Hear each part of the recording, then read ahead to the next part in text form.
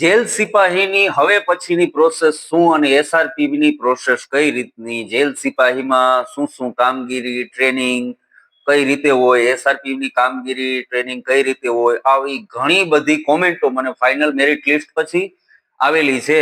અને એવું પણ જણાવે છે કે જેલ સિપાહીના બહુ ઓછા વિડીયો ઓછી માહિતી યુટ્યુબમાં મળે છે. તો આજે આપણે આ સ્પેશિયલ વિડીયો જેલ સિપાહી અને એસઆરપી માટે રાખેલો છે. ટ્રેનિંગ નો કઈ રીતે હોય અને કામગીરી કઈ રીતે હોય.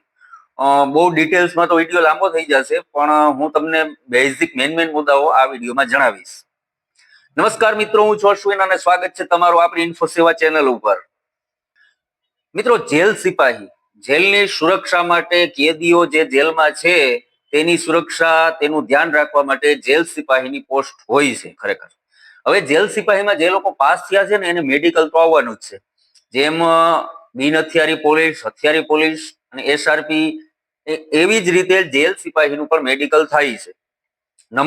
કલર વિઝનમાં જેલ સિપાહીને છૂટછાટ હોય છે, બાકી બધું સેમ ટુ સેમ બરાબર છે.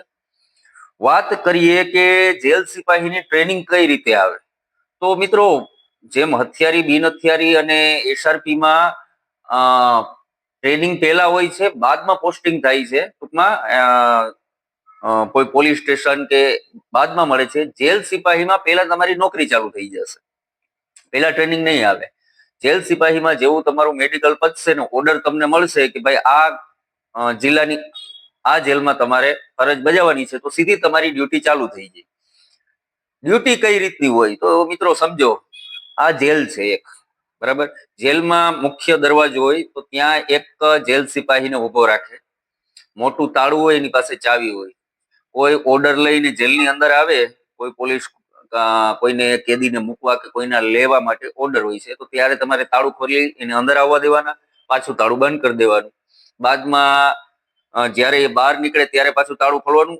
ગેટ ઉપરનું કામ એ છે કે વેરીફાઈ કરી અંદર આવવા દેવા, લોક કરી દેવું. જેનો ઓર્ડર છે એને બહાર જવા દેવા, લોક કરી દેવું. ત્યારબાદ એક ટેબલ હોય છે જ્યાં રજીસ્ટર હોય છે. કોને આજે કોર્ટમાં મુદત છે તો જવા દેવાના છે, કઈ પોલીસ એને લેવા આવી છે, એની સિગ્નેચર, કોર્ટમાંથી કોઈનું જેલ વોરંટ ભરાણું હોય અને જેલમાં મૂકવા આવ્યા હોય તો એની ડિટેલ્સ કે ભાઈ આ નવો કેદી આવ્યો છે, આનું નામ આ છે, એની બધી વસ્તુ જે હોય એની સાથે એ જમા લેવાની. ટૂંકમાં રજીસ્ટર નિભાવવાનું. તેની જ બાજુમાં એક જેલ સિપાહીની ડ્યુટી હોય છે, તે જે આરોપી હોય એને ચેક કરવાના ફિઝિકલી, કે ભાઈ કોઈ છુપાવીને કોઈ અંદર હથિયાર, વસ્તુ, વ્યસન તો નથી લઈ આવ્યા ને. સંપૂર્ણ ચેકિંગ થઈ જાય, એની એન્ટ્રી થઈ જાય પછી એને જે તે સેલમાં મૂકવાના હોય છે. સેલની ટૂંકમાં કેદીઓનો સેલ હોય છે, ત્યાં પણ સુરક્ષા માટે જવાનો રાખેલા હોય છે. બધાને અલગ અલગ ડ્યુટી બાંટવામાં આવે છે. એટલો વિસ્તાર તમારે જોવાનો, એટલે તમારે જોવાનો. કેદીઓનું ધ્યાન રાખવાનું, કેદીઓ ઝઘડો ના કરે, વ્યવસ્થિત સેલમાં ટાઈમ ટુ ટાઈમ એને અંદર પૂરી દેવાના. જમવાનું કે જ્યારે એને ફ્રી થવાનું હોય ત્યારે બહાર કાઢવાના. તમામ વસ્તુ એક છોકરાને કેમ હાચવીએ એમ કેદીઓને હાચવવાના હોય છે. જેલની સરાઉન્ડિંગ પેટ્રોલિંગ હોય છે, દિવાલમાંથી કઈ હરકત ના થાય એનું ધ્યાન રાખવાનું હોય છે. ટાવર ઉપર ડ્યુટી આવશે તમારી, કે ઉપર બહારથી કોઈ વસ્તુ ફેંકવામાં તો આવતી નથી ને, એ બધું ધ્યાન રાખવાનું. ટૂંકમાં જેલ સિપાહીને નોકરી જેલની અંદર 8 કલાકની હોય છે. 8 કલાક પછી શિફ્ટ બદલતી હોય છે. 3 શિફ્ટમાં કન્ટિન્યુ રૂટીન ચાલુ હોય છે. જેલમાં તમારે ધ્યાન એટલું જ રાખવાનું, મોબાઈલ, હથિયાર, કેદીઓનો ઝઘડો ન થાય, બસ. જેલનું ડિસિપ્લિન જળવાઈ રહે. વર્ષ દિવસ તમે નોકરી કરશો પછી તમને જો મજા આવે તો ટ્રેનિંગમાં મોકલશે. 4-5 મહિનાની પહેલા ટ્રેનિંગ કરાવશે, ઘણીવાર 2 વર્ષે મોકલે નોકરી કરાવીને, ઘણીવાર 3-3 વર્ષ થઈ જાય છતાં હજી ટ્રેનિંગ નથી આવતી.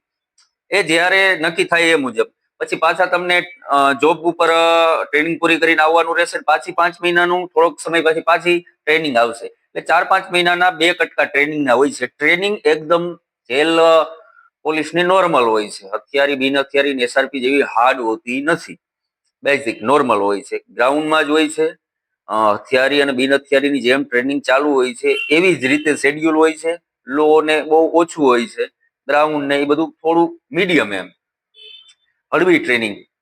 વાત કરીએ એસઆરપીની, તો એસઆરપીમાં ટ્રેનિંગ બિન હથિયારી પોલીસ અને હથિયારી પોલીસ થી 3 મહિના વધારે હોય છે, એટલે કે 11 મંથ જેવી એની ટ્રેનિંગ ચાલે છે. અને ટીઓપી પાસિંગ આઉટ પરેડ થતા થતા તો ઘણીવાર મહિનો નીકળી જાય છે, એટલે વર્ષ દિવસ ગણીને ચાલવાનું. એસઆરપી ની ટ્રેનિંગમાં ગ્રાઉન્ડ ઉપર ફોકસ વધારે હોય છે, લો ક્લાસ બહુ ઓછો હોય છે, ટૂંકમાં એનું ટાઈમ ઓછો હોય છે. એસઆરપી નું મુખ્ય કામ છે સશસ્ત્ર દળ પોલીસ કહેવાય, એટલે કે કોઈ રાજ્યમાં ઇમરજન્સી સિચ્યુએશન આવે ને ત્યારે એસઆરપી મૂકવામાં આવે. પછી કોઈ તોફાન રમખાણ કોઈ કંટ્રોલમાં ના કરી શકે સામાન્ય પોલીસ, જ્યારે કોઈ વસ્તુ લોકલ પોલીસ કંટ્રોલમાં ના લઈ શકે ને ત્યારે એસઆરપી ને બોલાવવામાં આવે છે વિથ હથિયાર. એસઆરપી માં તમારી ટ્રેનિંગ 11 મહિનાની હોય છે. પૂરી કરી તમને ગુજરાતના લગભગ 21 કે 22 જેટલા એસઆરપી ગ્રુપ છે, ત્યાં તમારું પોસ્ટિંગ થશે. બરાબર. એક ગ્રુપમાં 4-5 કંપની હોય.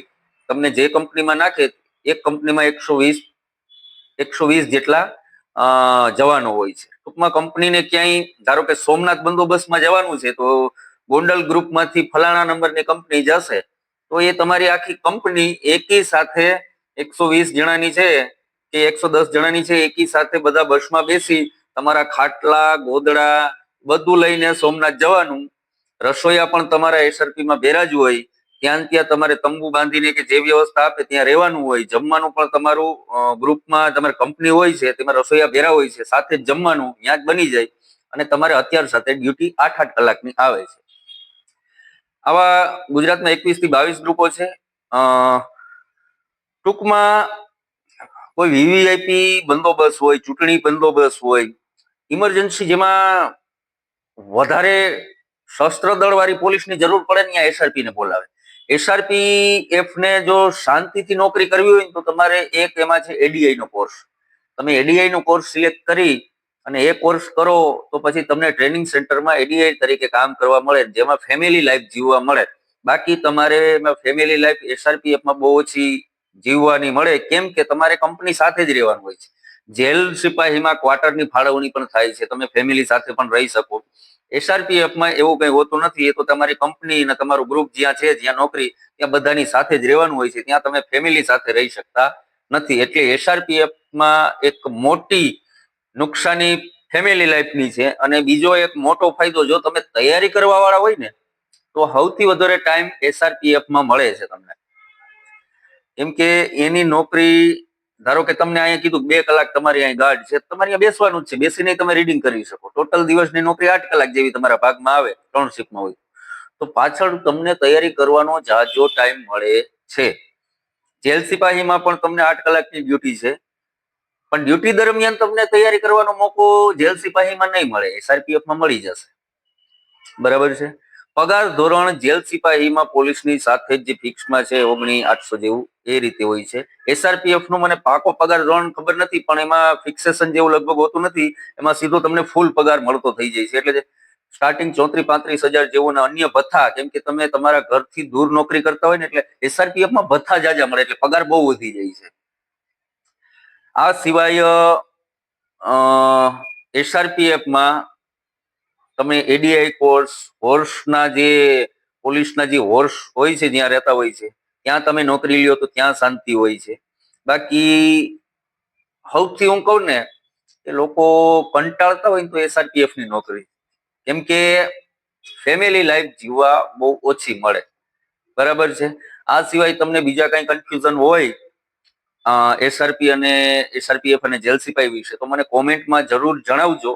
સમય મળીએ હું દરેક કોમેન્ટનો જવાબ દેવાની પૂરતી કોશિશ કરું છું, પણ મારી થોડીક મજબૂરી એ છે કે હું પણ જોબ કરું છું. એટલે કોઈને જો તાત્કાલિક કોમેન્ટનો જવાબ ના આપી શકું તો દુઃખ ન લગાડતા, મને સમય મળીએ હું દરેકના જવાબ આપું છું. અને 2-5 કોમેન્ટો હોતી નથી, બહુ જાજી કોમેન્ટો આવે છે એટલે થોડીક વાર લાગે છે. બેઝિક મેં તમને કહી દીધું છે.